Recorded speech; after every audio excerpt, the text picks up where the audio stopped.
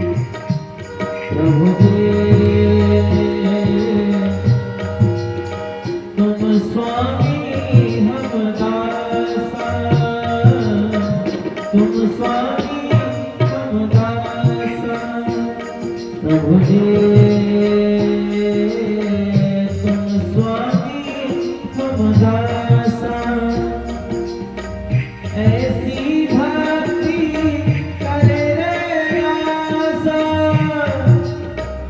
ऐसी भक्ति करे रे दासा।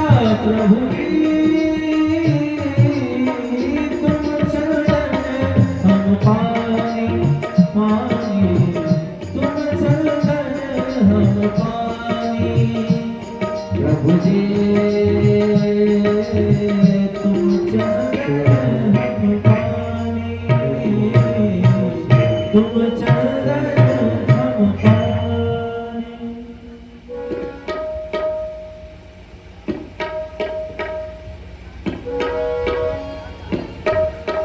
ईश्वराय नमः, नारायणाय नमः, माधवाय नमः, हस्तो वृक्षाय ऋषिकेशाय नमः, गोविन्दाय नमो नमः।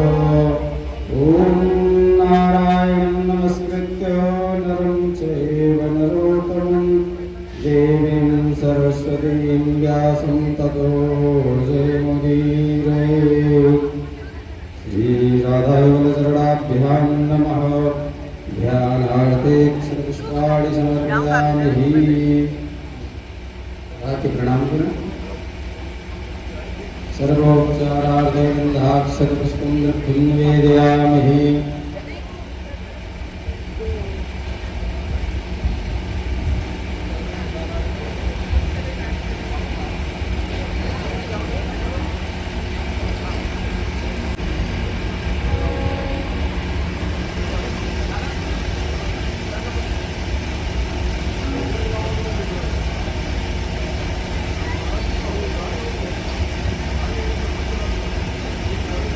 ओम व्यामालेरन्तरिक्षं माहिगुंसि पृथिव्यासं महमाहिगुं यद्वा स्वधस्थितेति जानः।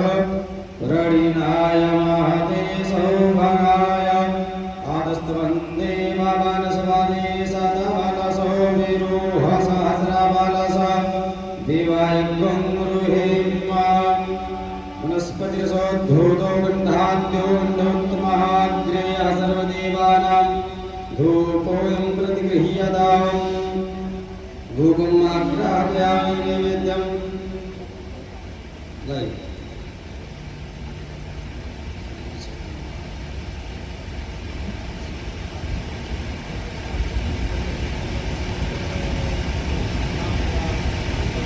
शेषनवद्यो समवर्तदाभ्यां दिशः सुमित्रादधालोकाम् अगलवेन्न सर्करागण्डखाद्यानि दधीक्षीरघृतानि चाहारं भक्ष्यभोज्यं च नैवेद्यं प्रतिगृह्यताम्।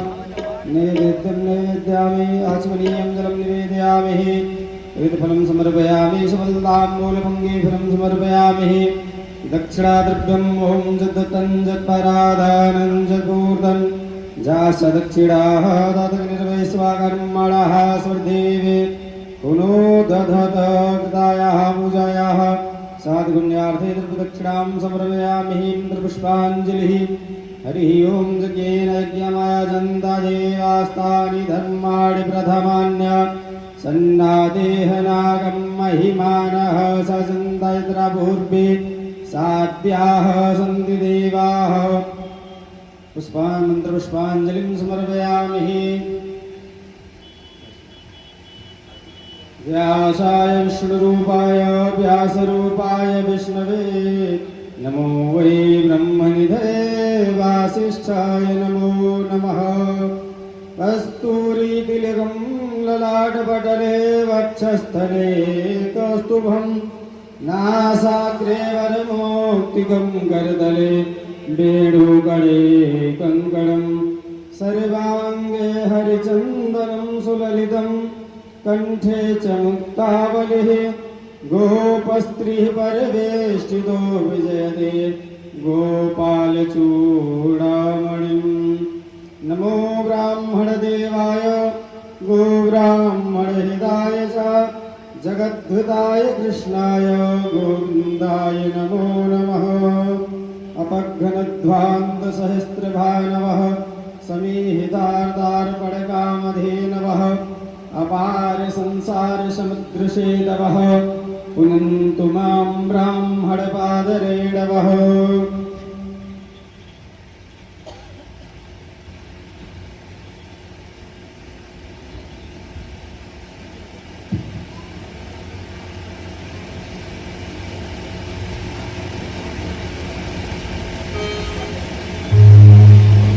ओम केतुं गृह्णवन्नगेतवे वेशो मृजा अकेशसे सामुखद्विरजाय थाः ब्राह्मणोऽस्य मुखमासीद्बाहुराजन्यः कृतः ऊरुतस्य द्वैष्यः व्याङ्गुशूद्रो अजायत आरारतुभ्यम्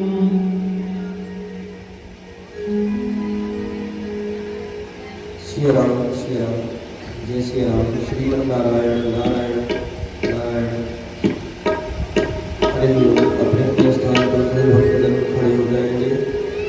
भगवान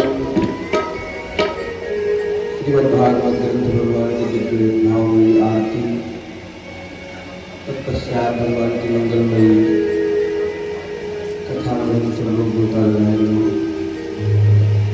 हरि ओम। चंद्रमा मनसो यादचक्षुः सूर्यो अजायत श्रोत्रा वायुष्प्राणशनुभादग्निरजायत। श्री भागवत भगवान की है आरती पापियों को पाप से है तारती। भगवान की है आरती पापियों के पाप से है तारती। भागवत भगवान की है आरती पापियों को पाप से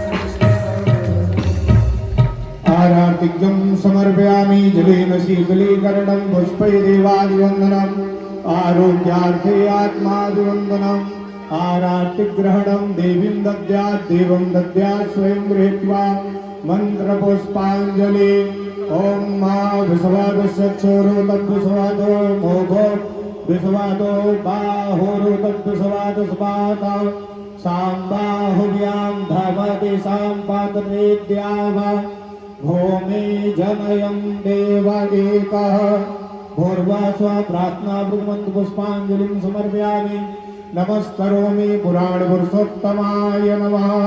बोले भागवत भगवान की। सभी भक्त अपने स्थान पर बैठ जाएं। हम परम पूज्य महाराज श्री से निवेदन करेंगे कि हम सभी भक्तों को अमृतमयी कथा का रसास्वादन कराएं। परम पूज्य महाराज जी बोले भागवत भगवान की।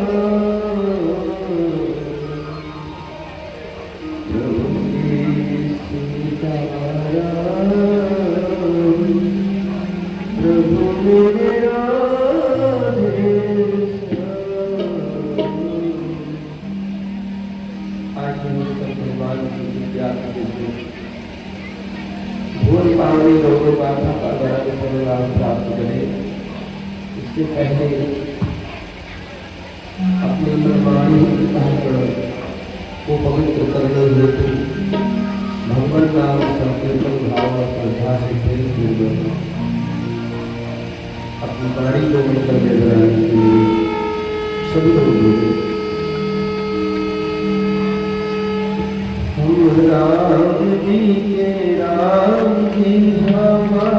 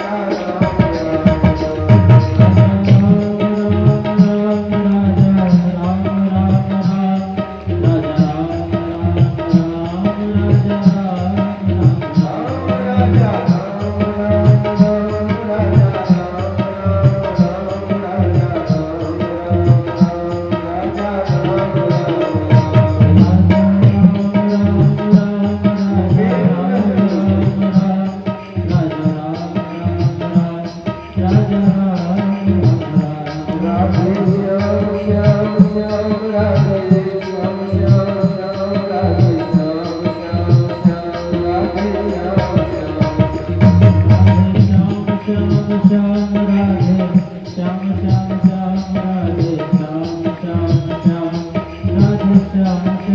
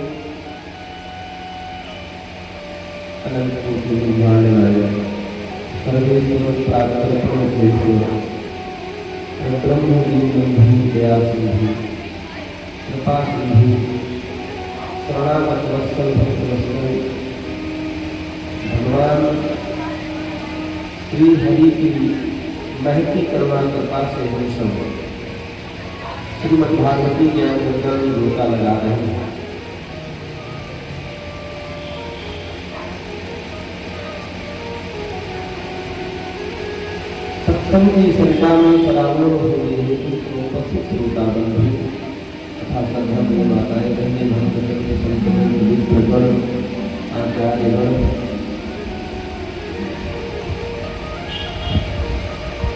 संगीत पर सेवा कर रहे हमारे भाई तथा मित्रगण एवं परीक्षित स्वरूप जी सपत्नी सपरिवार, आप सभी को सारा देश आज कथा का 70 दिवस है। सज्जनों, भगवती के पावन सानिध्य में, इस पावन प्रांगण में हम सब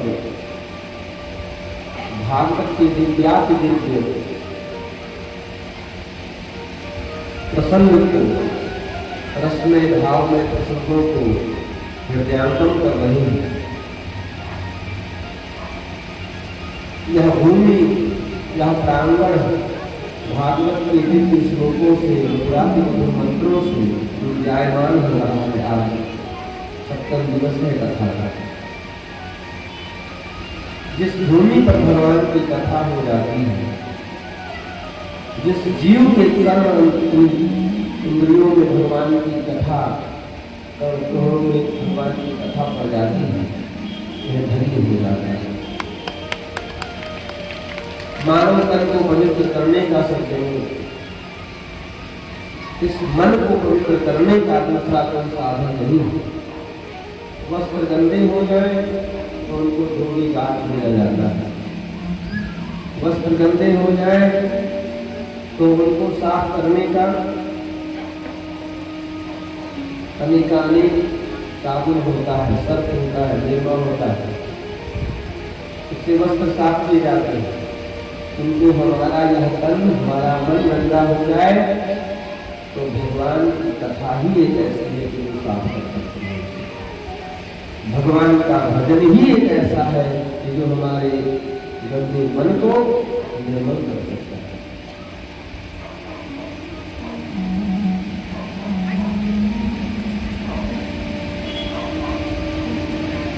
हमारा आपका परम सौभाग्य है और अपने राम को ऐसा लगता है कि लगभग इसमें भगवान के कई ऐसे भक्त वैष्णव हैं जो प्रथम दिवस से लेकर के 7 दिवस कथा को क्रमशः श्रवण कर रहे हैं। विशेष दया हुआ है, अतिशय भाग्यशाली है। पूर्व प्रसंग में सज्जनों, हम सभी ने भगवान श्री बालिकाधीश का विवाह देवी रुक्मिणी के साथ हुआ। विदर्भ देश के राजा महाराज भीष्म की पुत्री रुक्मिणी के साथ में श्रवण किया। भगवान का प्रथम विवाह देवी रुक्मिणी के साथ हुआ। भगवान श्री कृष्ण नारायण है और रुक्मिणी लक्ष्मी है। देखो, यह प्रसंग, यह विषय थोड़ा समझने का है।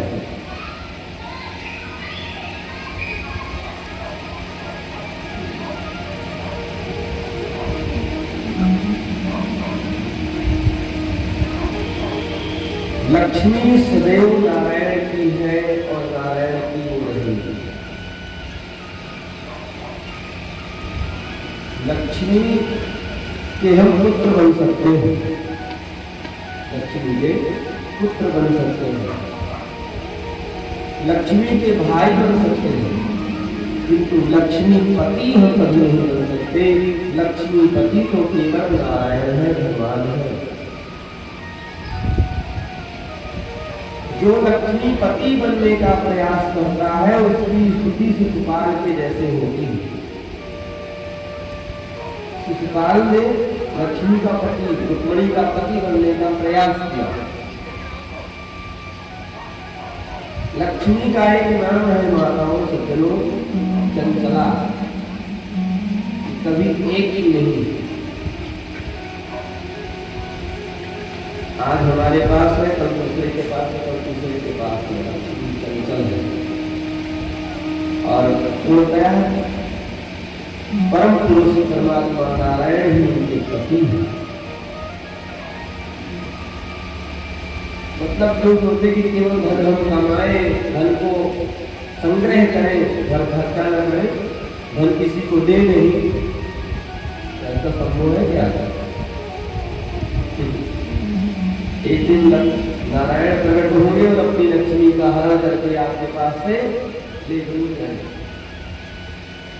भाई लक्ष्मी को अगर अपनी बहन, अपनी बेटी आप मानते हो तो किसी न किसी तो उसे दूसरे घर भेजोगे, किसी वर्ग के साथ में उसका विवाह करोगे, कन्यादान करोगे। बहन बेटी को कोई अपने घर रखता है क्या?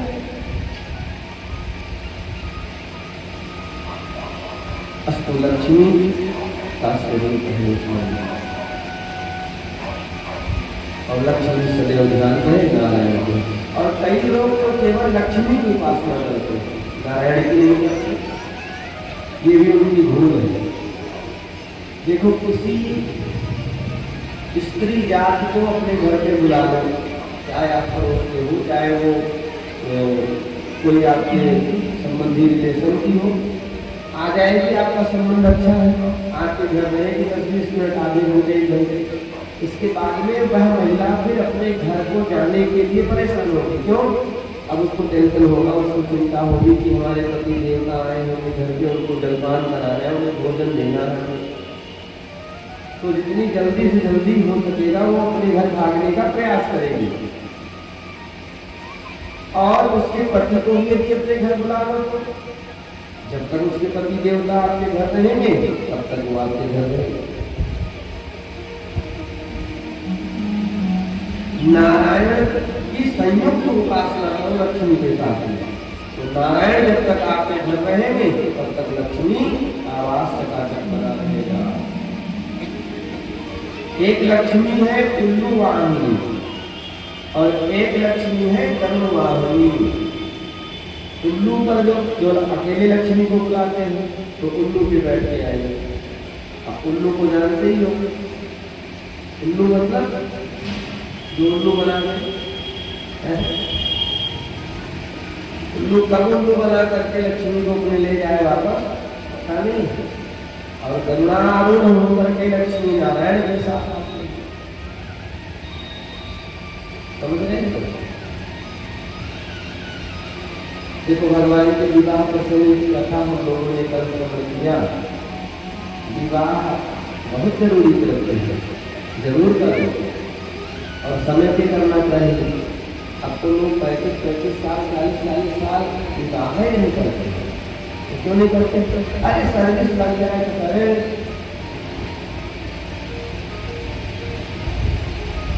कई ऐसे लोग हैं जीवन जुटी जिनका संबंध काफी दिन से है एक दूसरे का और साथ रहते हैं। कई कन्याएं ऐसी हैं, महिलाएं ऐसी हैं कि जो शादी से पहले अपने पति के साथ 15 साल तक रह, 20 साल तक इसी घर में रह जाते, बच्चे अभी और शादी भी नहीं हुई। घोर का निकाल क्या होगा इस संस्कृति का? हालांकि लोगों के यहाँ बहुत कुछ है हमारे भारत की भूमि में, सब ऐसा नहीं है, विदेशों की बात, बाहर की बात है। इसलिए विदेशी कल्चरों का अनुकरण बहुत काम चलाओ कर ही रहे हो, नहीं रहा कहा जा रहा है, बहुत काम चलाओ, बहुत आवश्यकता नहीं।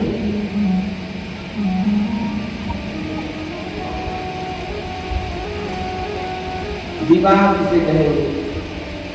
शुभ विवाह एक होता है, एक केवल विवाह होता है।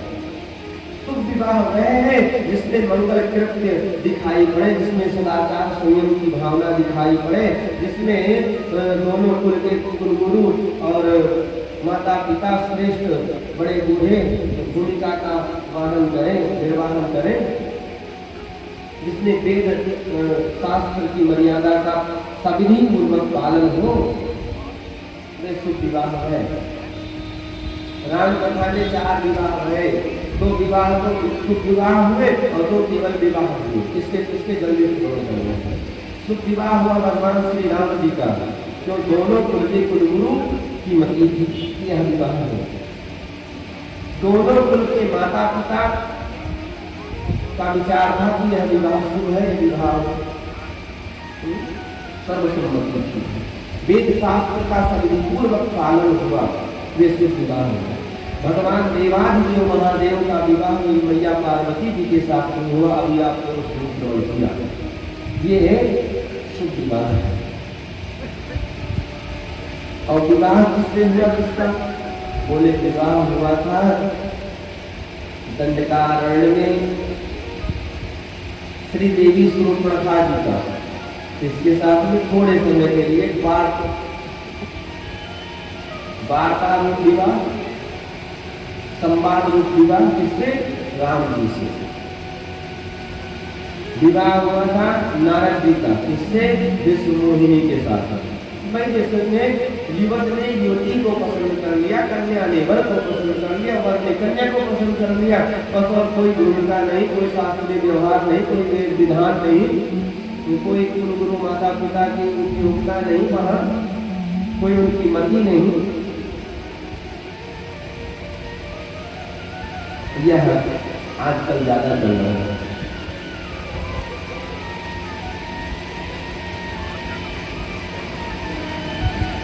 और कई बार लोग ज्यादा पढ़े लिखे जिनको विद्या का अजीर्ण हो गया है वो ऐसा कहते हैं, अरे बहुत वेद शास्त्र की बात और ज्योतिष का विचार करके गुण मिला करके विवाह किए तो थे राम जी सीता जी से, तो कौन सा उनका जीवन सुखमय था?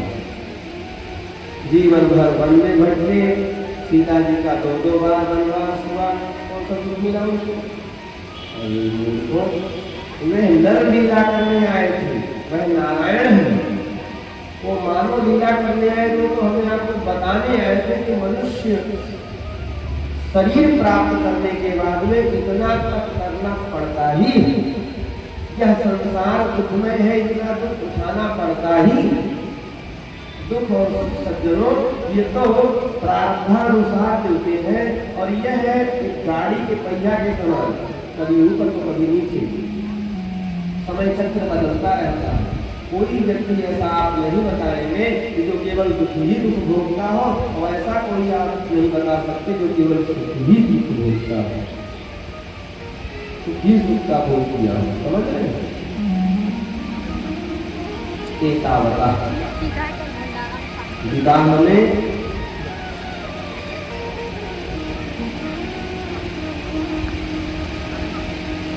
देवी की भूमिका जरूर होनी चाहिए।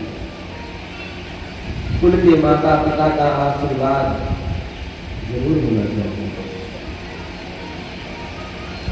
बोल भक्त वत्सल भगवान की। भगवान का प्रथम विवाह मेरी मैया रुक्मिणी के साथ हुआ, आप लोगों ने कल श्रवण किया। बहुत प्यारा उत्साह आप सबको दिखाई पड़ा, इसके लिए बहुत बहुत धन्यवाद। वास्तव में आज तो कथा विश्राम है, बहुत सारी बातें कहना है, बहुत कथाओं को भी कहना है, और प्लस कथाओं के बाद बहुत कुछ आप लोगों को धन्यवाद देना है। मेरी इच्छा है पहले ही हो जाए। वास्तव में भगवान की कृपा से, बड़ी स्वामी सरकार की कृपा से, भाइयों की कृपा से कथा यात्रा तो चलती ही रहती है। कथा कभी विश्राम खत्म नहीं होती। हरि अनंत हरि कथा अनंता, अनंत का सब कुछ अनंत ही होता है। भगवान की कथा तो चलती रहती है, और हर 7वें दिवस भगवान की कृपा से एक नए लोगों से संवाद करने का अवसर मिलता है। किंतु आप सभी श्रोताओं को बहुत बहुत धन्यवाद। आप सब बहुत ही शुद्ध प्रबुद्ध श्रोता हैं, और तत्चित्त होकर के जिस प्रकार से आप कथा श्रवण कर रहे हैं, ऐसे श्रोता कहीं कहीं नहीं। वक्ता का सबसे बड़ा सुख जानते हो क्या होता है? जब वह कोई वाणी भगवान की कथा का निवेदन करे तो श्रोता उसको ध्यानपूर्वक भावपूर्वक श्रवण करे। मुझे बहुत अच्छा लगा कि व्यासपीठ पर मेरे पधारने से पहले आप लोग यहाँ विराजे रहते हैं। और यह सब वास्तव में अच्छे पढ़े लिखे और अच्छे श्रोताओं के लक्षण हैं। कई बार तो हम लोग कथा करने जाते हैं तो जजमान परिवार या जजमान नहीं दिखाई पड़े, बाकी लोग बहुत आराम आराम से धीरे धीरे एक आधे घंटे कथा हो जाए तब आते हैं। बहुत अच्छी बात है, सभी को बहुत बहुत धन्यवाद। भगवान का प्रथम विवाह देवी रुक्मिणी के साथ में हुआ और प्रथम पुत्र हुए इनके प्रद्युम्न जी महाराज। ये प्रद्युम्न कौन है? बोले पूर्व जन्म में रामावतार के कामदेव, और कामदेव को देवताओं ने भगवान देवाधिदेव महादेव शिव की समाधि भंग करने के लिए भेजा। यह कथा आप सभी जानते हो। समाधि भंग करने के लिए भेजा, कामदेव जाते हैं।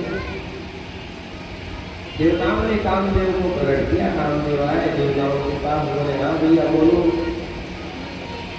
हमें कोई काम दो। देवताओं ने कहा तुम्हारा काम ये है कि तुम्हें शिव जी की समाधि भंग करना है। बोले महाराज समाधि तो मैं भंग कर दूंगा, लेकिन मेरी कोई गारंटी नहीं है कि मैं बचूंगा। देवताओं ने कहा अत्यंत अत्यधिक स्वार्थी हैं, आप बचो न बचो हमारा काम सिद्ध होना चाहिए। आपको जाना ही होगा शिव जी की समाधि भंग करने। कामदेव जाते हैं शिव जी के सामने, उन्होंने अपना साफ रूप दिखाया, बाण चलाया और तो लगवा भगवान देवाधिदेव महादेव का तीसरा नेत्र खुल गया। जब शिव तीसर नैर उधारा चितवत कारण भयो जरि छारा। कामदेव जल करके रात हुआ, ऐसे भगवान शंभू बाबा के नेत्र तीसरा नेत्र खुला। और सज्जनों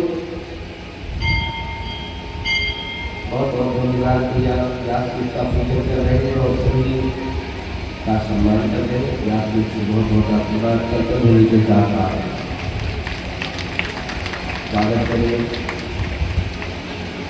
तो मैं निवेदन कर रहा था, देवाधिदेव महादेव के क्रोध से तीसरे नेत्र से कामदेव जल करके राख हो गया। काम की पत्नी रति देवी आती है भगवान के चरणों में, शिव बाबा के चरणों में प्रार्थना करती है, तो हमारा पति हमें वापस कैसे मिलेगा? शिव बाबा ने कहा भाई अब आपका पति तो इस जन्म में नहीं मिल सकता, दूसरे जन्म में भगवान द्वारिकाधीश श्री कृष्णचंद्र सरकार जब पृथ्वी का भार हरण करने के लिए, धर्म की स्थापना करने के लिए अवतार लेंगे, तो प्रथम पुत्र प्रद्युम्न जी के रूप में आपके पति रुक्मिणी जी के गर्भ से जन्म लेंगे। जब यदुवंश श्रेष्ठ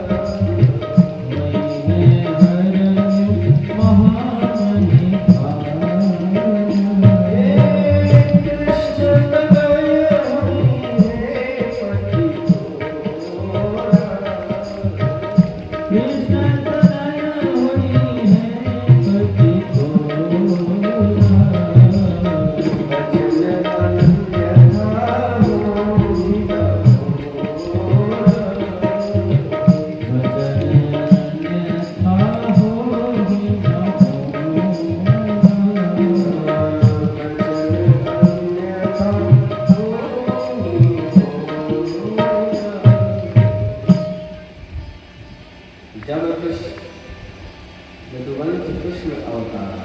हुई है हरण महा मही भारा, कृष्ण कने हुई है पति तोरा, बचन अन्यथा होई न पूरा। यह भगवान शंभु बाबा ने काम की पत्नी देवी रति को आश्वासन दिया। एक बात की बात है, देखो विकास व्यक्ति का एक बहुत बड़ा शत्रु होता है। जितने बड़े आदमी हो गया, यद्यपि मैंने यह बात पूर्व में कह दिया है, प्रसंग पड़ गया तो दोबारा कहना है।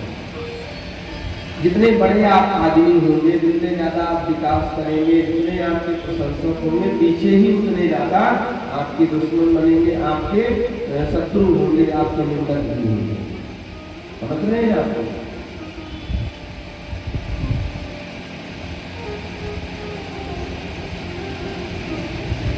भगवान द्वारिकाधीश के प्रथम पुत्र प्रद्युम्न जी महाराज का प्रादुर्भाव हुआ ही कि एक सम्रासुर नाम का बहुत बड़ा दैत्य सम्राट था। वे भगवान के पुत्र को प्रसूतिका हृदय से ही चुरा करके ले गया और समुद्र में फेंक दिया। ध्यान पूर्वक कथा श्रवण करो सब लोग, तभी समझता होगा क्या। और समुद्र में उस बालक को एक बहुत बड़ी मछली ने निगल लिया। मछुआरों ने मछली पकड़ा और उस मछली को पकड़ के ले गए। हमारा आपका परम सौभाग्य, बड़ी छावनी पीठाधीश्वर श्री सद्गुरुदेव भगवान की परम लाडले कृपा पात्र हमारे गुरु भ्राता, हमारे प्रति बहुत ही स्नेह रखने वाले परम आदरणीय परम श्रद्धेय श्री विजय रामदास भाई जी का शुभागमन हुआ है। हम मेहमान आयोजक परिवार की तरफ से व्यासपीठ से आपके श्री चरणों में बारंबार दंडवत प्रणाम निवेदन करते हैं। आप व्यासपीठ पर विराजें। जय सिया राम, जय जय सिया राम, जय सिया राम, जय जय सिया राम, जय सिया राम, जय जय सिया राम, जय सिया राम, जय जय सिया राम, जय जय।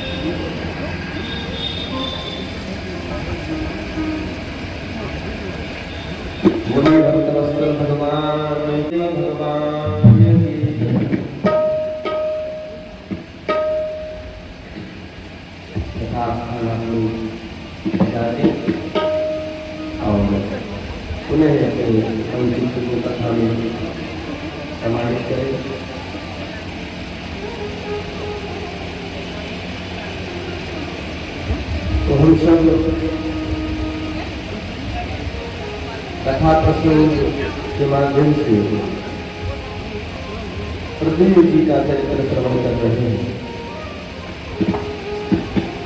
सम्रासुर दैत्य भगवान के पुत्र को ले जाकर के समुद्र में फेंक दिया और समुद्र में एक मछली ने उस बालक को निगल लिया।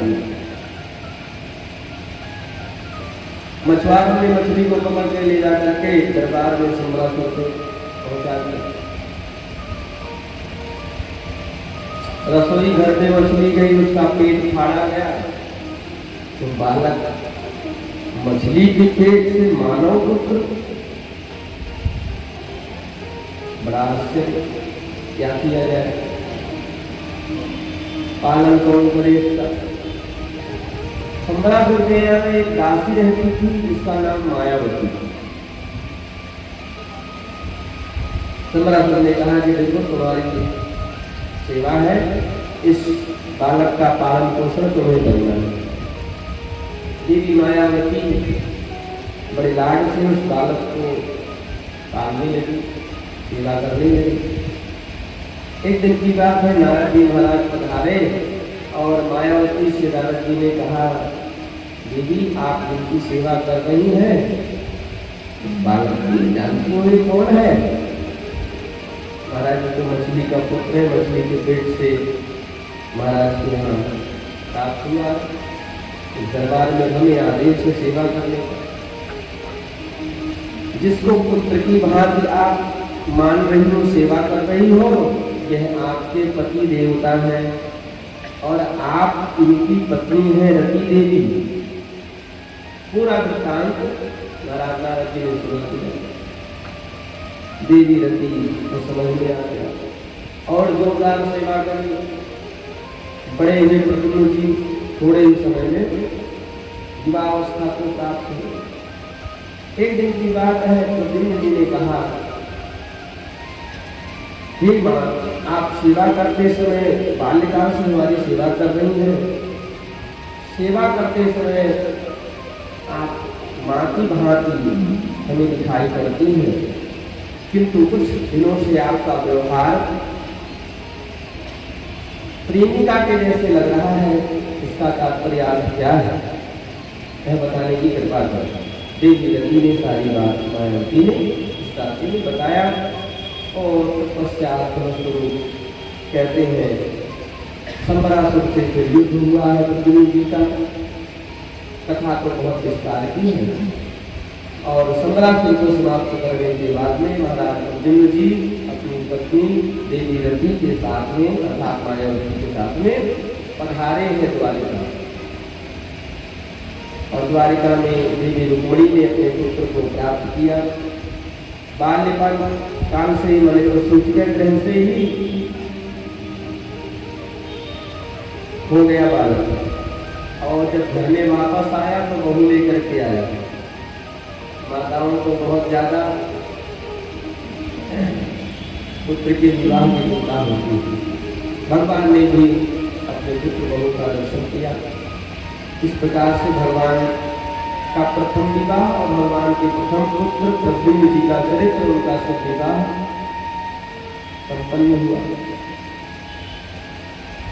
राजा परीक्षित कहते हैं, महाराज आपने भगवान के 16,108 विवाह की बात की थी और आपने अभी एक ही विवाह सुनाया। 16,107 विवाह कब सुनाएंगे? बोले परीक्षित जी आप सुनना चाहते हो तो हम आपको बिल्कुल सुनाएंगे। दूसरा विवाह भगवान का किसके साथ में हो, आप ध्यान पूर्वक आप लोग श्रवण करेंगे, गिनते जाइएगा आप लोग। एक बार की बात है, एक राजा थी जिनका नाम सत्राजित था।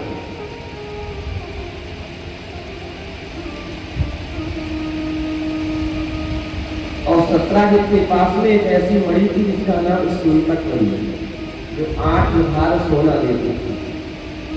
मणि से 8 भार सोना, 1 भार सोना नहीं, 8 भार मणि का पूजन करें और उसके बाद में उससे 8 भार सोना मिलता था। सूर्य के समान उसमें तेज था, ऐसी मणि। एक बार की बात है, सत्राजित महाराज भगवान द्वारिकाधीश के दरबार में वो मणि लेकर के गए थे और मणि की बार बार प्रशंसा की। भगवान ने कहा बहुत अच्छी बात है भाई, किंतु देखो संपत्ति अगर कहीं से ज्यादा अपने हाथ लग जाए, अपने उपयोग से ज्यादा, तो उसका प्रयोग फिर गरीबों में अथवा जो असहाय है, जिनके पास धन नहीं है, उनमें प्रयास करना चाहिए कि उसका निर्णय हो, उनके पास तक वो पहुंच जाए। तो जो आपके पास में प्रयोग हो आप किया करो। और इस मणि को हमारा तो विचार है कि आपको खजाने में, राज्य में समर्पित कर दीजिए। सत्राजित ने कहा महाराज ये तो संभव नहीं है, ये मणि हम नहीं ले सकते। कई बार कहा नहीं दे सकते, भगवान ने कहा भाई नहीं दे सकते तो मत दो, कोई बात नहीं, आपकी वस्तु है, मैंने तो एक विचार अपना रखा, आपकी अपनी वस्तु है, ले रहे हो तो ठीक है, नहीं दे रहे हो तो ज्यादा ठीक है। और इतना कहने के बाद इतना संवाद हुआ और सत्राजित अपनी मणि लेकर के वापस आए। दूसरे तीसरे दिन उनका एक भाई प्रसेनजित मणि को अपने गले में पहन लिया और पहन करके शिकार खेलने गया। बड़ी ऐसी कथा आती है। प्रसेनजित शिकार खेलने गए और एक शेर ने प्रसेनजित को मार दिया, मणि को छीन लिया। फलस्वरूप उस सिंह से, उस शेर से एक भालू ने युद्ध किया, भालू का युद्ध हुआ और भालू ने सिंह को मार दिया और मणि छीन लिया। भालू की एक कन्या थी, उस कन्या को ले गया, मणि दे दिया। इधर 2-4 से 10 दिन बीत गए और प्रसेनजित को ढूंढने लगे, सब सत्राजित अपने भाई को ढूंढने लगा। जंगल में उसका शव मिला, मणि नहीं मिली। अब धीरे धीरे दिमाग लगाया, पहुंच गया भगवान के पास। जरूर द्वारिकाधीश ने ही ऐसा किया होगा।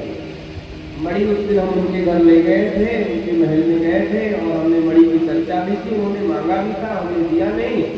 देखो कितने लोभी हैं, द्वारिकाधीश हमारे भाई प्रसेनजित को उन्होंने मार दिया और मणि छीन लिया, चोरों की भांति। किंतु यह बात केवल एक हमारी शंका है, धर्म तो मैं जानता नहीं। रात में आया घर पे, अपनी पत्नी को बता दिया।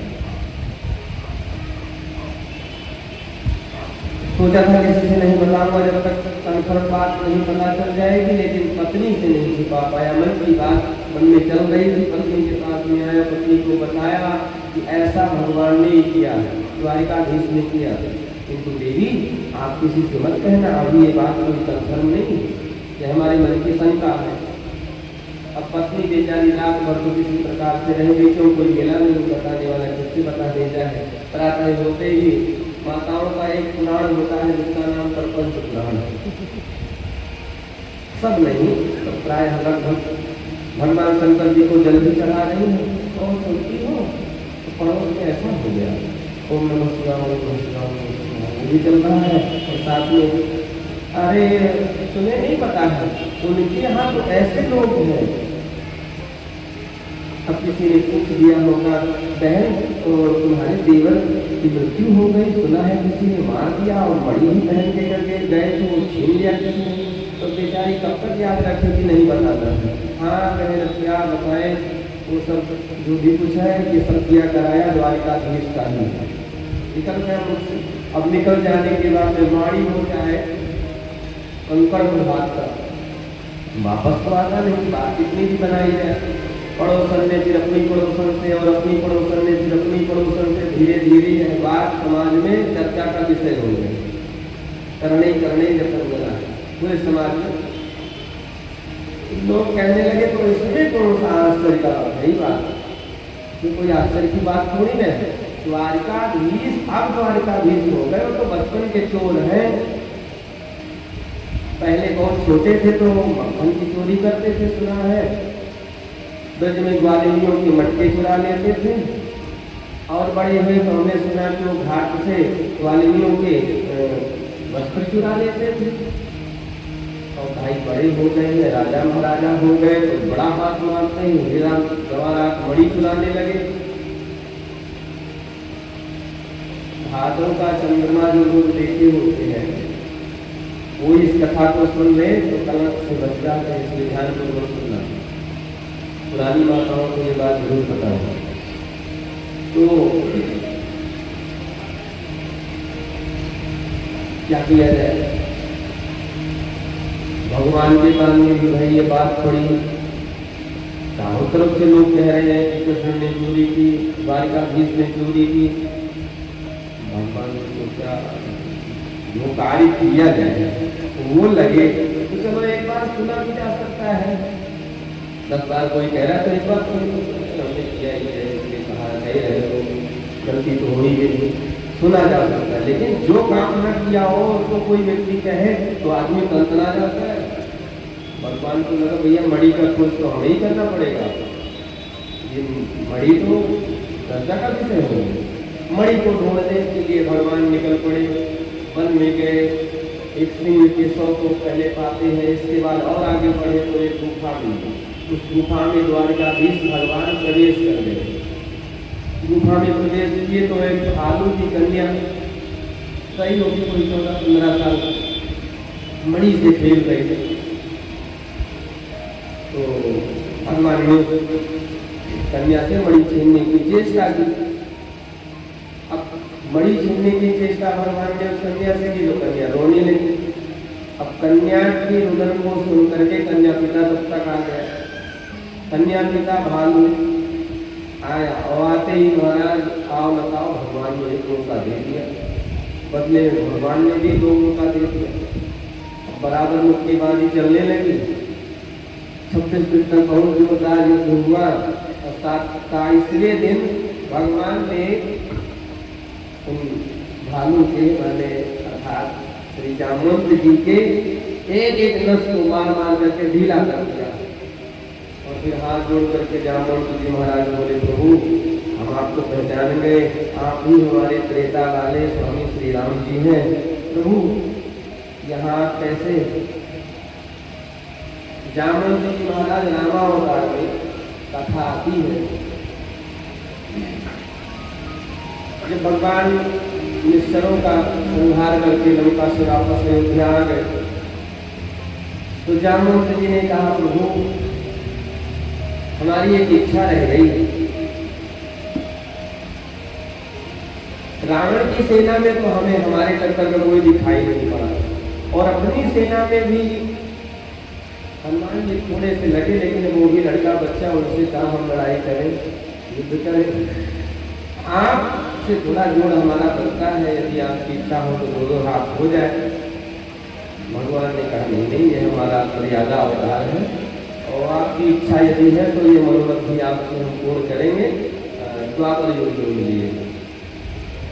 तो वही भालू के रूप में जामवंत जी महाराज भगवान से पूछते हैं, प्रभु आप यहाँ कैसे? बोले भैया ये मणि की वजह से सब हो रहा है, ये मणि हमको दे दो। जामवंत जी ने कहा, महाराज मणि तो नहीं आपको हम दे सकते, कन्या तो दे दी गई ही वस्तु हम आपको कैसे दे दें? आपको नहीं दे सकते। भगवान ने कहा नहीं भाई कुछ करिए, इस मणि की वजह से मुझे बड़ा कलंक लग रहा है, मणि ही प्रमाण है, लेकर के जाएंगे तो हम बच जाएंगे। जामवंत जी ने कहा, प्रभु उपाय एक ही है, ये कन्या हमारे पास है और हमारे पास कुछ धन संपत्ति ज्यादा है नहीं, ये एक मणि है और इसका विवाह हमें करना है। वर हम खोज रहे हैं, कोई मिल भी नहीं रहा और आप जैसा वर संसार में कोई मिलेगा भी नहीं, तो हमारी इच्छा यह है कि कन्या का आप पाणी ग्रहण कर लो, मैं कन्या दान कर दूं और दहेज में हमारे पास कुछ है नहीं, एक मणि है, ले जाओ आप। भगवान ने कहा सुद्र शीघ्र, बहुत अच्छी बात है भाई, जल्दी करो तो। और जंगल में मंगल हुए, भगवान का शुभ विवाह, द्वितीय विवाह जामवंत की पुत्री जामवती जी से सानंद संपन्न हुआ। भगवान महारानी रुक्मिणी जामवती और मणि दोनों लेकर के आए, द्वारकाधीश पधारे द्वारिका। मणि जैसे ही दिखाया समाज को, सत्राजित को, अब सत्राजित को लोग गाली देना शुरू कर दिए। सत्राजित की ही सभा, उसी के आदमी कहने लगे, जो जनता जो लोग उस दिन कह रहे थे कि महाराज कृष्ण तो बचपन के चोर हैं, वही लोगों की वाणी बदल गई। उन्होंने कहा अरे हम तो पहले से ही जानते हैं ये सत्राजित दुष्ट है, भगवान को अपने द्वारकाधीश को किस बात की कमी है, उसको चोरी इसने लगा दिया। हम तो पहले से कह रहे थे राजा महाराजा आके वो चोरी चकारी क्यों करेंगे। बड़े बड़े राजनेताओं के चुनाव के आंकड़े डरे के डरे रह जाते हैं, ये मोदी जनता के अंदर घूम जाए, बोलिए कैसे करेंगे। तो अब सत्राजित को लोग उल्टा गाली देने लगे। सत्राजित घबराया, भगवान के पास आया, शरण में आया, प्रभु हमसे बहुत बड़ा अपराध हुआ, हम आपको समझ नहीं पाए, हमने आपको कलंक लगाया। भगवान ने कहा कोई बात नहीं भाई, आपकी कोई गलती नहीं, उसमें हमने ही लगता है चौकी का चंद्रमा देख लिया होगा गलती से। तो नहीं प्रभु, वो तो जो भी कुछ है ही, किंतु अब समाज हमको छोड़ नहीं रहा है, बहुत अपमानित कर रहा है। आप हमसे कोई संबंध बना लो अपना हमारे यहाँ से। जब आप हमारे कोई संबंधी हो जाओगे, कोई रिश्तेदार बन जाओगे, तो ये समाज जो गाली दे रहा है, हमको अपमानित कर रहा है, ऐसा नहीं करेगा। भगवान ने कहा भाई संबंध वगैरह क्या बनाना, ये तो आप ही जानो। महाराज सत्राजित ने कहा प्रभु हमारी एक पुत्री है जिनका नाम सत्यभामा है, आप उनका पाणी ग्रहण कर दो, मैं उनका कन्यादान करूंगा आपको। भगवान ने कहा अच्छी बात है। तो तीसरा विवाह सत्राजित की पुत्री सत्यभामा के साथ में भगवान का सानंद संपन्न हुआ। उन द्वारिकाधीश भगवान की, समझ रहे हैं ना आपको, गिनते जाइएगा, भूलिएगा नहीं। इसके बाद में एक बार की बात है, भगवान अपने मित्र अर्जुन के साथ में नोएडा गए, जिसको इस समय धर्मियों ने दिल्ली बना दिया। क्या बना दिया? दिल्ली। पुराना नाम है इंद्रप्रस्थ, हमारे ग्रंथों में इंद्रप्रस्थ वर्णन है। और देखो धर्मियों ने हमारी प्रकृति के साथ में, हमारे महानगरों के साथ में, हमारे ग्रंथों के साथ में बहुत छेड़छाड़ किया। बहुत से ऐसे स्थान हैं जिन स्थानों का नाम परिवर्तन कर दिया। जैसे जो अभी आपका ये महानगर है, ये लखनऊ का पुराना नाम है, जो पुराने लोग होंगे वृद्धजन वो सब जानते हैं, पुराना नाम है लखनपुर, जिसको लखनऊ बना दिया। प्रयागराज आज भी मानस में वर्णन है शब्द का, और उसका नाम इलाहाबाद कर दिया। ऐसे इंद्रप्रस्थ दिल्ली बना दिया गया। तो नोएडा मतलब जमुना पार भगवान अपने मित्र के साथ, अर्जुन के साथ में प्रातः काल घूमने गए, और वहां देखा कि यमुना के तट पर एक कन्या, एक परम सुंदरी योगासन में बैठी है, ध्यान कर रही है। भगवान ने अर्जुन से कहा मित्र जाओ पूछो ये देवी कौन है, ये कन्या कौन है और किस लिए भजन कर रही है, इसका मनोरथ क्या है, इसकी इच्छा क्या है। महाराज अर्जुन जाते हैं और पूछते हैं देवी आप कौन है, आपका परिचय क्या है, आपका नाम क्या है।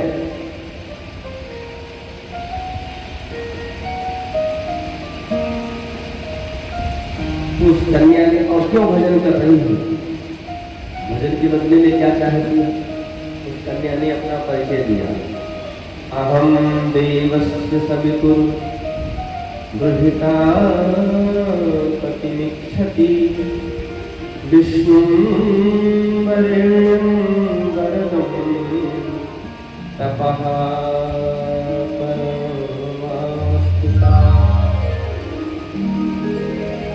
महाराज में अहम देवस्य सवितुर गृहीता पतिमिच्छति, मैं सविता की पुत्री, सविता बोले तो सूर्य की पुत्री कालिंदी हूँ, और भगवान विष्णु रूपधारी कृष्ण को वर रूप में प्राप्त करने के लिए, द्वारिकाधीश को वर रूप में प्राप्त करने के लिए भजन कर रही हूँ। अर्जुन मुस्कुराते हुए दौड़े भागे आए भगवान के पास में और बोले, भैया ठाकुर जी, प्रभु जी, आपके बृहस्पति शुक्र सब बहुत बढ़िया चल रहे हैं। अरे ये देवी जी आपको वन रूप में प्राप्त करने के लिए भजन कर रही है। फिर क्या था, महाराज अर्जुन बने पुरोहित, पंडित जी वेद मंत्र पढ़े, फेरे पढ़े भगवान के, और यह चौथा विवाह सूर्य की पुत्री कालिंदी के साथ में भगवान का संपन्न हुआ। और द्वारिकाधीश भगवान द्वारिका पधारे। इसके बाद में भगवान का 5वां विवाह राजा बिंद अरविंद, 2 भाई थे, उनकी एक बहन थी जिनका नाम मित्रवृंदा। मित्रवृंदा के साथ में भगवान का 5वां विवाह हुआ। 6ठा विवाह एक बार की बात है, एक राजा है जिनका नाम लग्नजित, और जिनके पास में 7 बैल थे, और उनकी इच्छा कामना ये थी कि हमारे इन 7 बैलों को जो एक साथ नाथ देगा, उस वीर पुरुष के साथ में, उस राजकुमार के साथ में अपने कन्या का विवाह करूंगा। तो भगवान के लिए तो बहुत ही सहज कार्य है। भगवान सभा में प्रवेश किए और एक साथ 7 बैलों को लक्ष्य दिया, भगवान ने नाच दिया, और फलस्वरूप लग्नजित की पुत्री सत्या देवी के साथ में भगवान का 6ठा विवाह हुआ। ध्यान पूर्वक सुनते रहे।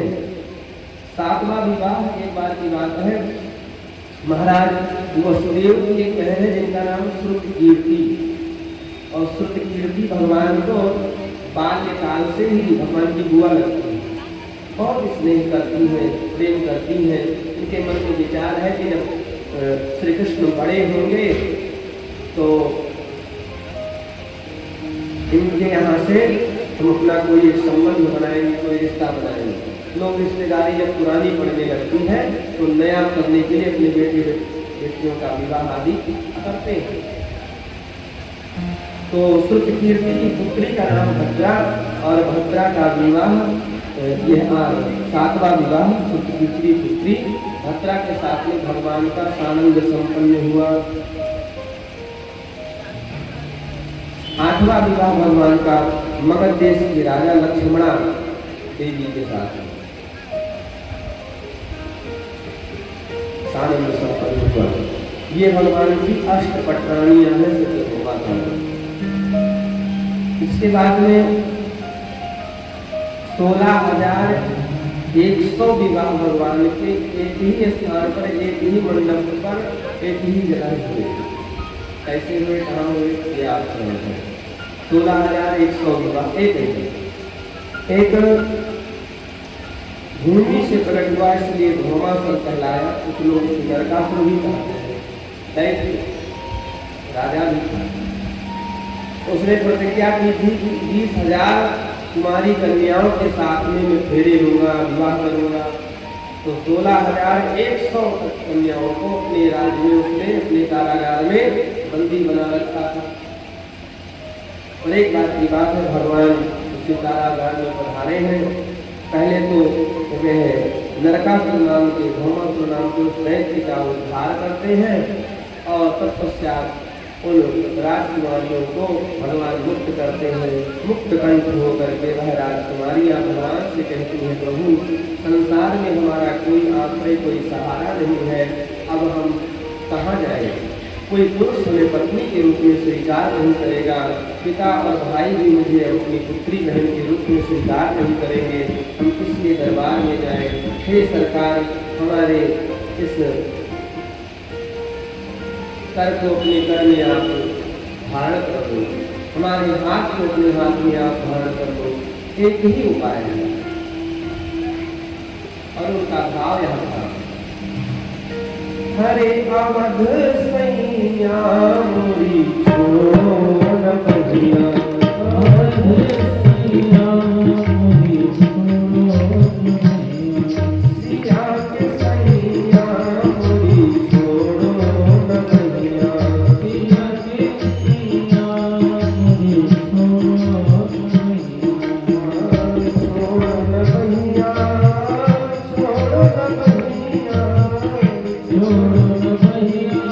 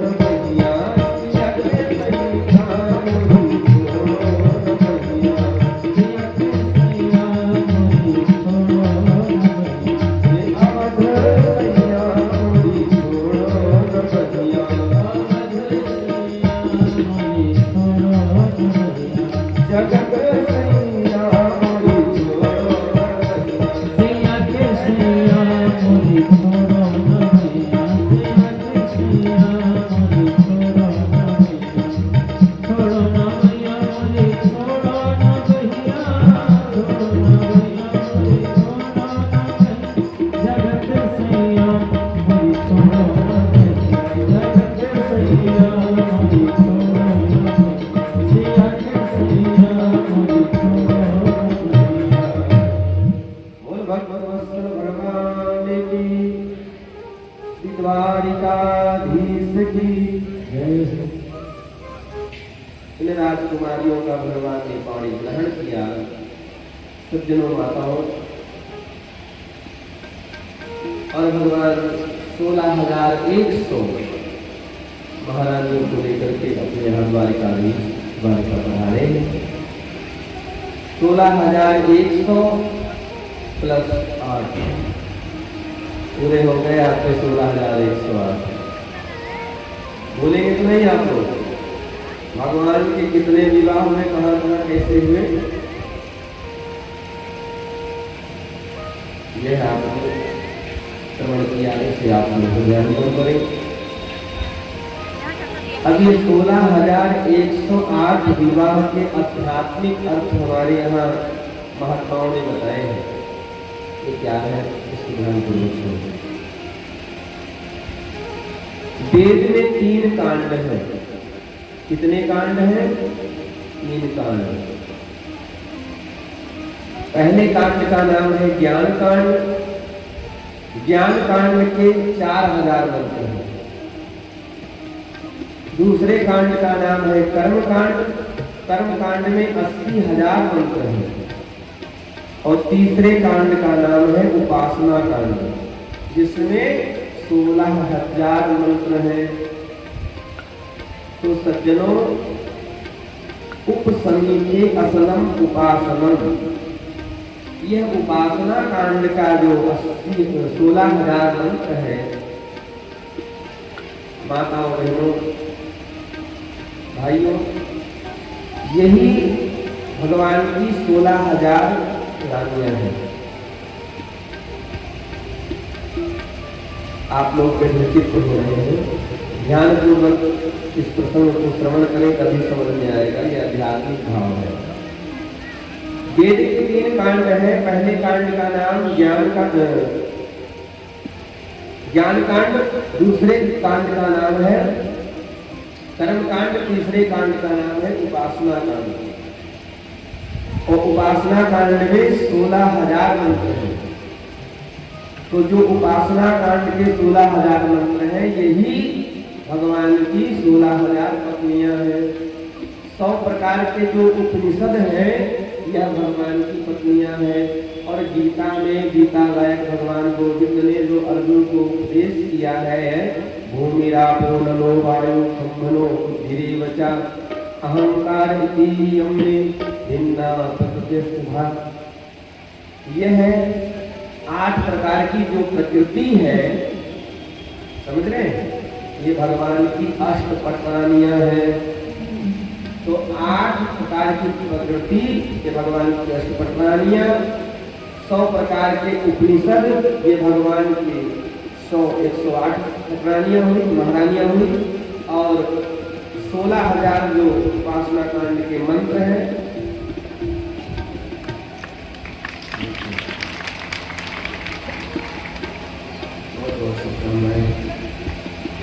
हमारे जजमान जी के परीक्षित जी के सबसे छोटे जानवर का बहुत ही सरल सहज, सरलता सहजता के धनी है आप। और दोनों दंपति पत्नी एक ही स्वभाव के, एक ही विचार के, बहुत अच्छा, बड़ी अच्छी सेवा आप लोग कर रहे हैं।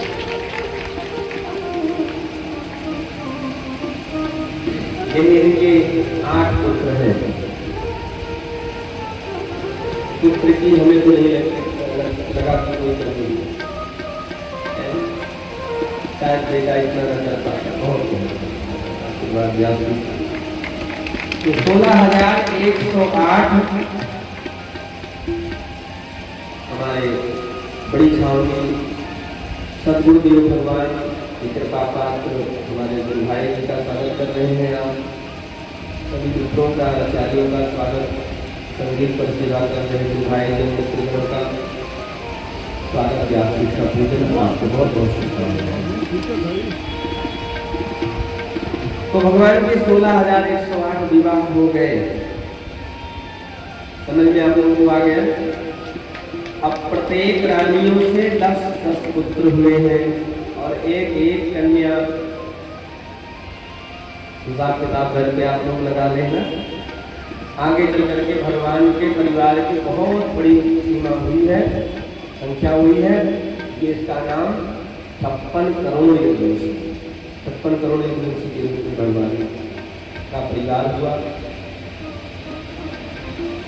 एक बार की बात है सज्जनों, भगवान ने विचार किया कि हमारी सब पटरानियां, रानियां, महारानियां कभी न कभी नाराज होती हैं,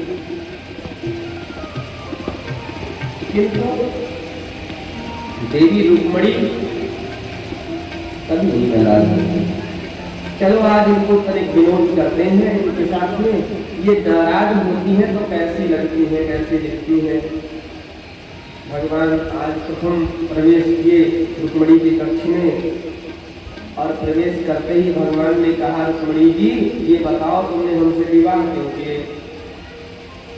रुक्मणी जी स्तब्ध सी रह गई, सर नीचे कर लिया, कोई प्रत्युत्तर ना दे सके, कुछ बोल नहीं रही है। तब तक भगवान ने कहा, रुक्मणी जी यदि तुम ये कहो कि हम बहुत बड़े बलवान हैं तो सो बात भी नहीं, हम तो रणछोर हैं, पृथ्वी में युद्ध भूमि को छोड़ करके यदि शत्रु पक्ष भारी पड़ जाए रणभूमि में तो रणभूमि को छोड़ के भाग आते हैं, युद्ध भूमि को छोड़ के भाग आते हैं, हम कोई बलवान भी नहीं।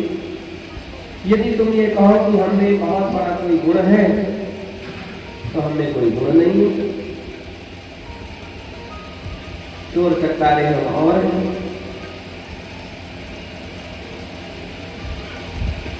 और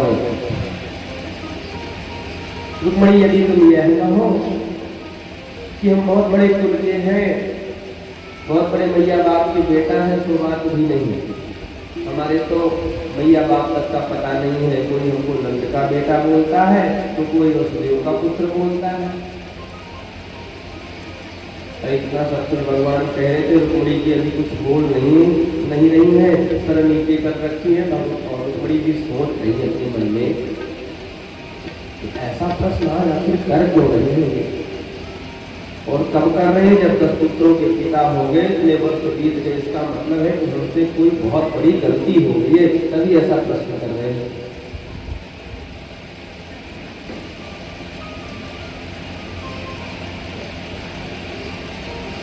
भगवान ने कहा रुक्मणी जी मैं तो कहता हूँ कि अभी भी समय है, अरे शिशुपाल राजा है, उसको किस बात की कमी है, उसके साथ में आपका विवाह हो रहा था और कर दो।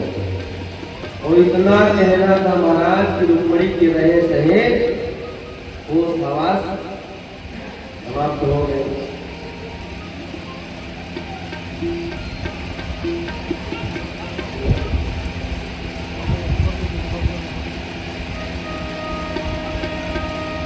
जैसे रुक्मणी जी महाराज गिरी और भगवान ने तुरंत ही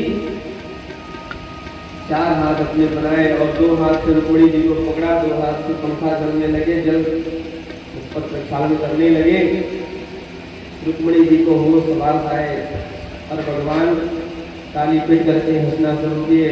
क्या बताए रुक्मणी जी, आज हमने इतने दिनों में पहली बार थोड़ा हास परिहास विनोद क्या किया, तुमने तो सही मान लिया सब कुछ।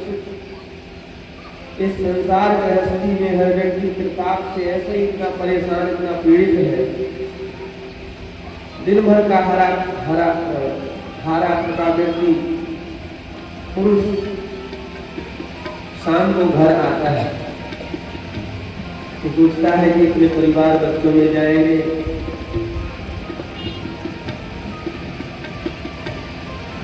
हंसे बोलेंगे, पत्नी नहीं ज्यादा कुछ तो चाय बना करके तो ले ही आएगी, कलयुग का अमृत है। और पत्नी पति के पहुंचते ही चाय बना करके लाने को क्या महाराज चाय बन के ही बैठ जाए तो बहुत खराब हो जाएगा। अस्तु भगवान ने कहा अयम ही परमो लाभो गृहेषु गृहमेधिनां यन्मयीर्नीयते यामा प्रियाया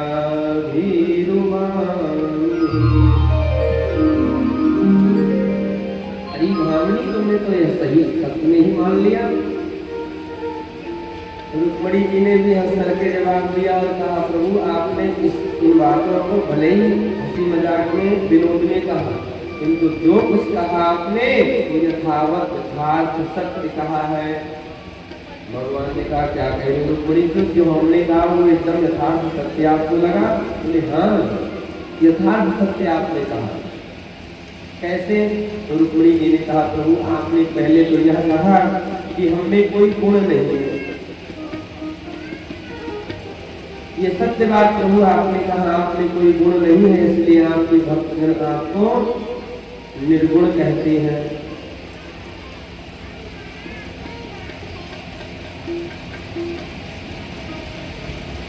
दूसरी बात आपने ये कहा कि हम कोई बलवान नहीं है, पहलवान नहीं है, रणभूमि में शत्रु पक्ष यदि भारी पड़ जाए तो रणभूमि को छोड़ के भाग जाते हैं, पीठ दिखा देते हैं। प्रभु ये भी आपने ठीक ही कहा, जिन भक्तों का हृदय प्रदेश विशाल भक्ति से लबालब भरा रहता है, तो उन भक्तों के हृदय में हे नाथ, हे प्रभु, आप अपने वैकुंठ का त्याग करके भी चले जाते हो। सकल भुवन मध्ये निर्धना स्तेति धन्या निवसति हृदि तेषां भक्ति सूत्रोपलब्धा।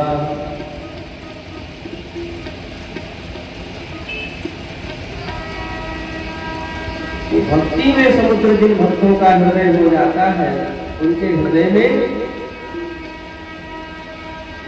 आप वास करते हैं, वैकुंठ का त्याग करके ही चले जाते हैं। तीसरी बात प्रभु आपने यह कहा कि हम कोई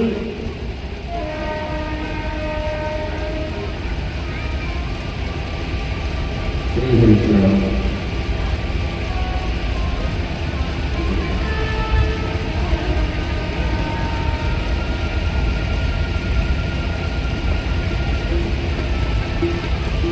रुक्मिणी जी ने कहा, प्रभु तीसरी बात आपने यह कहा कि हम कोई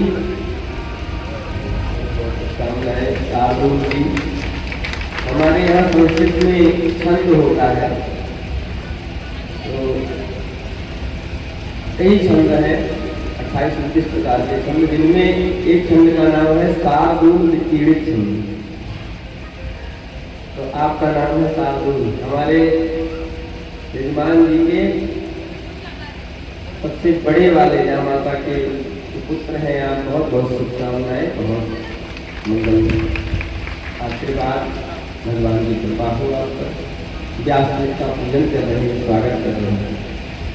हम लोग रुक्मिणी कृष्ण संवाद को श्रवण कर रहे हैं सज्जनों।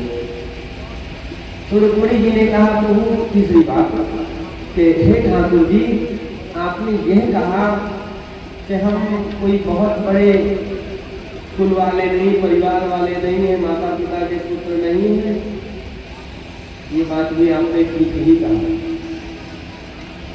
अरे श्रुतियां, वेद, महात्मा ज्ञानी संत गा गा करके आपका चरित्र हार जाते हैं, और कोई आपके बारे में नहीं बता पाता कि आप कहाँ तक हैं, कहाँ से क्या है, कितने में है। तो किसकी औकात जो आपके मैया बाप तक पहुंच जाए।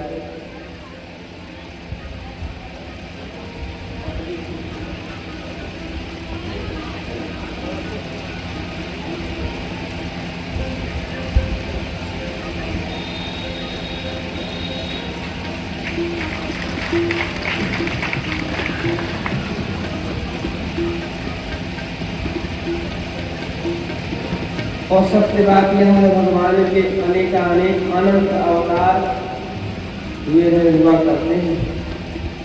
24 अवतार की कथा तो आप लोगों ने श्रवण ही करी, भागवत में वर्णन है।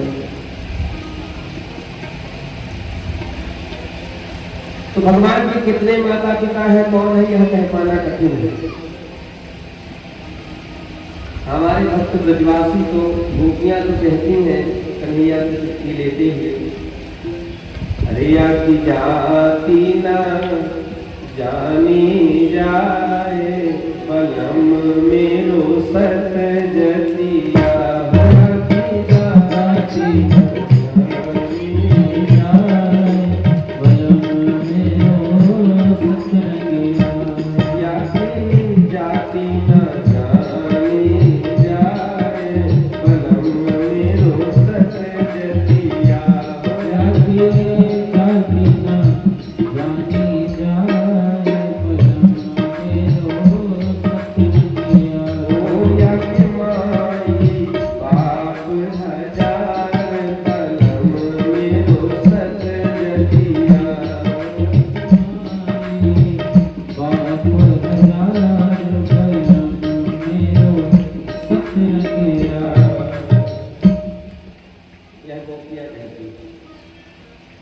भगवान ने अनेक अवतार धारण किए, केवल मनुष्य का अवतार ही नहीं, पशु पक्षियों का अवतार ही भगवान ने धारण किया है।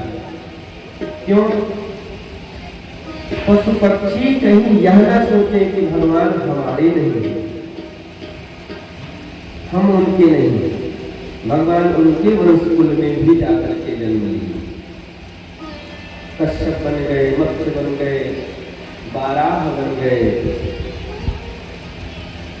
कहाँ तक कहे नृसिंह बन गए भगवान।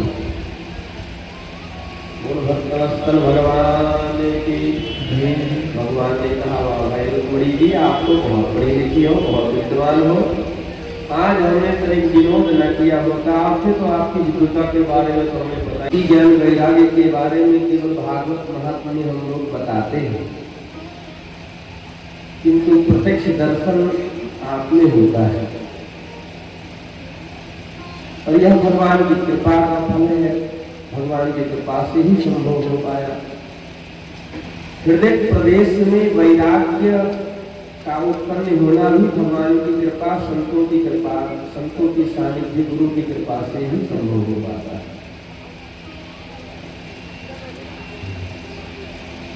तो बाल्यकाल से आप गुरु भगवान के चरणों में बड़ी छावनी में रहे और बहुत सेवा इस शरीर से किया। हमारे गुरु दाता आप और एक विष्णु भाई ने दोनों ने बहुत सेवा करी और उसका प्रतिफल है, उसका लाभ है कि आज ये श्री चरण जहाँ चले जाते हैं वही स्थान तीर्थ हो जाता है। कहते हैं इस भूमि को, इस स्थान को तीर्थ कौन बनाता है? भगवान के संत बनाते हैं, भगवान के भक्त बनाते हैं।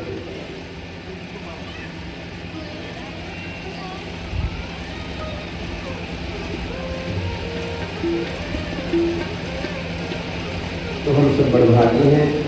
बहुत बहुत भाई जी को धन्यवाद, करोड़ों प्रणाम। आइए हम सब कथा प्रसंग में प्रवेश करते हैं। हम लोग रुक्मिणी कृष्ण के संवाद को श्रवण कर रहे हैं। आगे की प्रसंग में सज्जनों बहुत ही सुंदर कथा आती है। एक बार की बात है, भगवान अपने पुत्र पौत्र आदियों को लेकर के वन विहार करने के लिए गए। अब भगवान एक वृक्ष के नीचे विश्राम कर रहे हैं। बच्चे तंतु क्रीड़ा कर रहे हैं, गेंद खेल रहे हैं। एक बालक ने गेंद बहुत तेज से मार दिया और वह गेंद जाकर के कुएं में गिर गई। बच्चे गए कुएं में गेंद निकालने के लिए, तो उस कुएं में बहुत बड़ा एक गिरगिट देखा। घबराए, सब डर गए।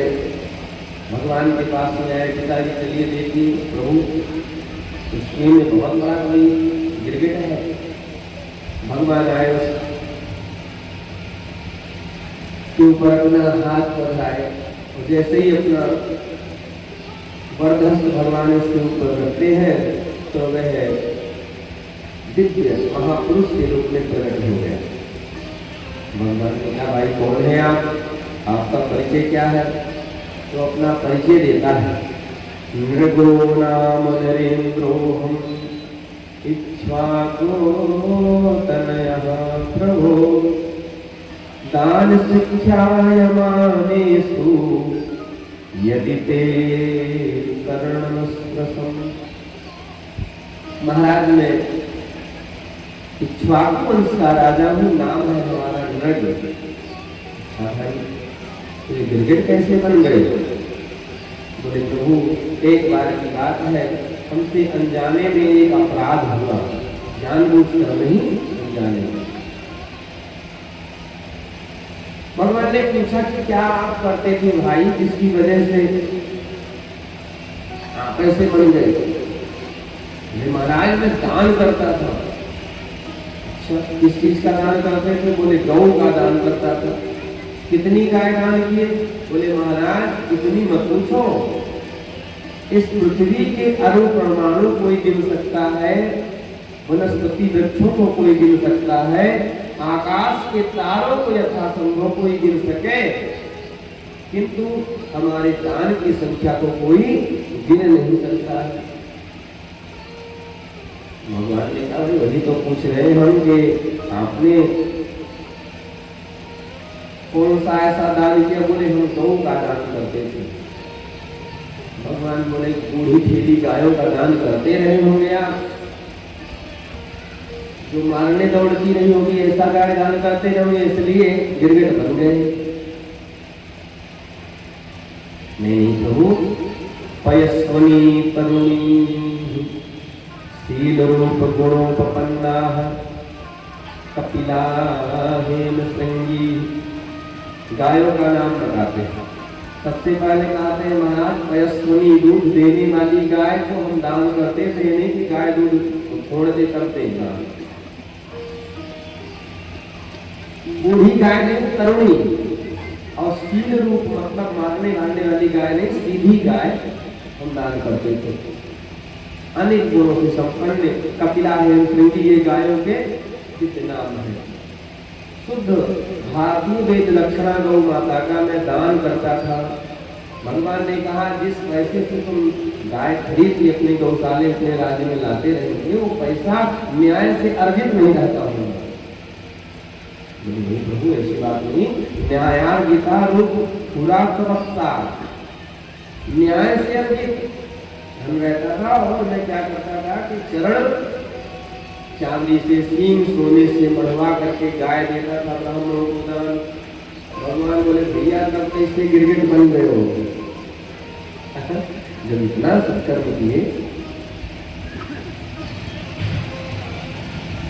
ये बात ऐसी है प्रभु। एक बार की बात, मैंने गाय दान किया ब्राह्मण को। विप्र देवता गाय लेकर के मेरे यहाँ से गए अपने घर। रात्रि में गाय छूट करके हमारे गौशाले में, हमारे राज्य में पुनः आ गई। प्रातः काल मेरा कार्य था, मैं स्नान आदि संध्या गायत्री से निवृत्त होने के बाद में गौ को दान करता था, ब्राह्मण को गौ दान करता था। मैंने गाय बहुत सारी गायों का दान करता था, तो उनमें मैं समझ नहीं पाया। अज्ञानवश मैंने दूसरे ब्राह्मण को वह गाय पुनः दान कर दिया। एक ही वस्तु का 2 बार दान। और हुआ क्या, जो पहले वाला ब्राह्मण मेरे यहाँ से गाय दान में ले गया, वो लेने आ रहा। एक गौ माता थी, एक कम्बल था। एक आप लोगों ने सुनी होगी, ये प्रसंग। तो बड़ा वाला था, ज्यादा चालाकी करता था। उसने छोटे वाले से कहा भाई बात ऐसी है, देखो कम्बल में दिन का हिस्सा तुम्हारा है, कम्बल एक ही है, दिन का हिस्सा तुम्हारा, तुम कम्बल दिन में ओढ़ लिया करो जब तुम्हें आवश्यकता लगे, और रात्रि का हिस्सा जो है कम्बल का वो मेरा है। और गौ की बात रही तो देखो, गाय के आगे का हिस्सा जो है वो तुम्हारा है और पीछे का हिस्सा मेरा है। बोला भाला सीधा छोटा भाई मान के ठीक है भैया। अब ठंडी का समय, कंबल जब ठंडी लगे तो रात के समय बड़ा वाला ओढ़ करके महाराज कान दुपट्टा सो जाए, और दिन भर काम धाम करना कौन लेटता है, कौन विश्राम करता है ठंडी का समय, परेशान। गाय वाली बात, दिन भर बेचारा गाय छोटा वाला गाय को चारा भूसा व्यवस्था करे, गाय की सेवा यदि भी करना है चाहिए, धर्म है मानव का। आज इस कलिकाल में गौ माता की हमारे इस प्रकार से दुर्गति हो रही है। कभी कभी तो हमारे को शर्म आना चाहिए। लोग भैंस, भैंसा, सुअर, गधा, कुत्ता इस प्रकार से लाड से पालते हैं, और गौ को पालना उनको मुश्किल पड़ रहा है। गौ की सेवा, जैसे कि मैंने इस प्रसंग पर गौ के विषय में और निवेदन किया है पूर्व आप लोगों को। गाओ विश्वस्त माता है, गौ विश्व की माता है। गौ की सेवा जिस प्रकार से आप कर सके, जैसे भी कर सके, हो सके अपने घर पे आप करें गौ की सेवा। गौ रख करके एक ही गाय रखनी चाहिए तो बहुत अच्छी बात है। और अपने घर पे ना कर सके तो आस पड़ोस में जिसके यहाँ गाय हो वहां सहयोग करो। और धामों में, तीर्थों में, संत महात्माओं के आश्रम पर जो गाय है गौशालों में अपनी राशि, अपना सहयोग, चारा भूसा की व्यवस्था जितना हो सके, जो भी सामर्थ्य हो आपको जरूर करना चाहिए।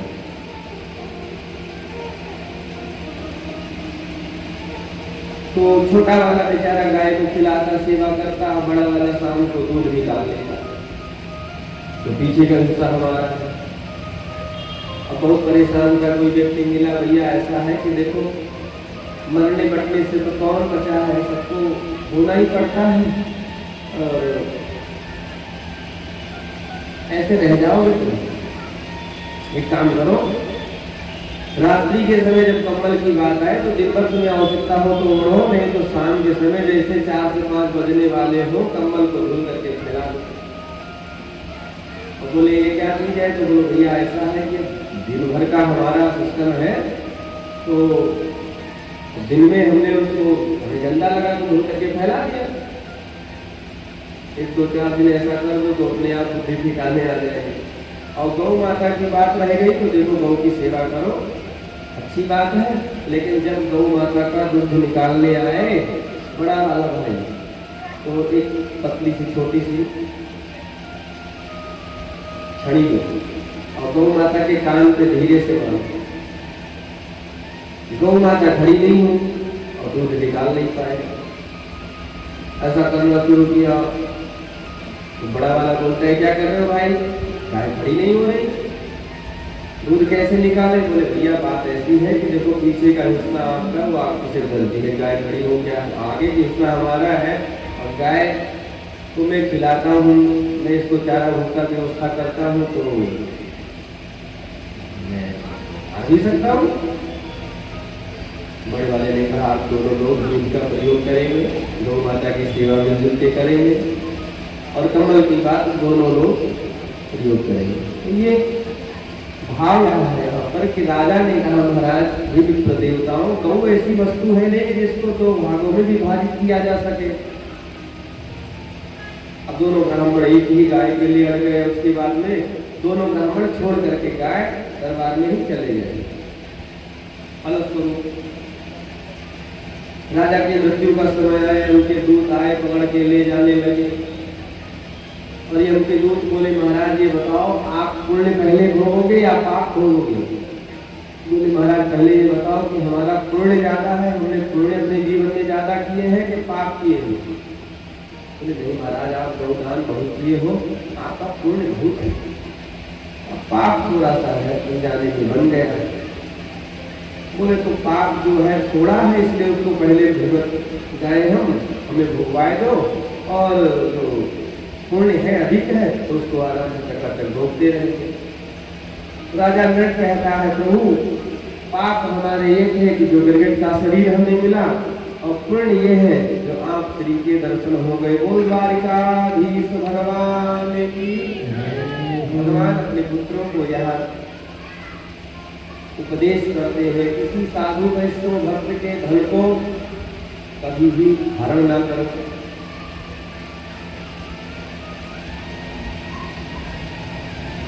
किसी के घर में आग लग जाए तो केवल उसका घर जलता है, किंतु विप्र का श्राप लग जाए, विप्र के श्राप का अगर श्राप का वो भागी बन जाए तो कुल समूल सब समाप्त हो जाता है। वंश न चल दिव्य अनहित गिरे, वंश की वृद्धि रुक जाती है ब्राह्मण के धन का हरण करने से, ब्राह्मण का अपमान करने से। दुलम समूलम दहती ब्रह्मस्वारणि पावकाः, अस्तु विप्र का अपमान न हो। ब्राह्मण शरीर अंतिम शरीर है, और यह भगवान ने देवता की संज्ञा ऐसी दी।